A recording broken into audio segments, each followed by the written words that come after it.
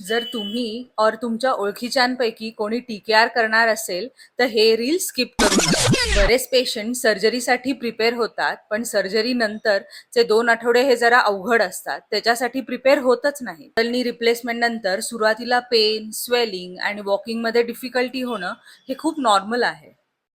पण यामध्ये पेशंट्स खूप पॅनिक होतात आणि त्यांना असं वाटतं की आपण सर्जरी केली म्हणजे आपण फटाफट चालायलाच लागलो. सुरुवातीला उठणे, बसणे, चालणे, बाथरूमच्या ऍक्टिव्हिटीज यांना हेल्प लागू शकते. त्यासाठी तुम्ही जर प्रॉपर होम सेटअप केला तर तुमची रिकव्हरी ही इझी होऊ शकते. चला तर मग बघूया सर्जरी आधी कोणत्या घरी अरेंजमेंट करणं गरजेचं असतं.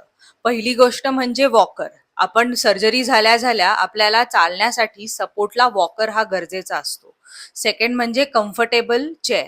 सो चेअरची हाईट ही नेहमीच्या चेअरपेक्षा जरा जास्त असली पाहिजे. और तुम्ही साध्या प्लास्टिकच्या चेअरमध्ये आपण पिलोही टाकू शकतो. हँड रेस्ट असणं गरजेचं आहे. थर्ड इम्पॉर्टंट म्हणजे वेस्टर्न कमोड. तुमची हाईट नॉर्मल पेक्षा जास्त असेल तर कमोडला एक्सटेंडर पण मिळतं, ते लावू शकतो. घरी इंडियन टॉयलेट असेल तर तुम्ही कमोड चेअर वापरावी. चौथं म्हणजे बाथरूम मध्ये सपोर्टला बार असणं.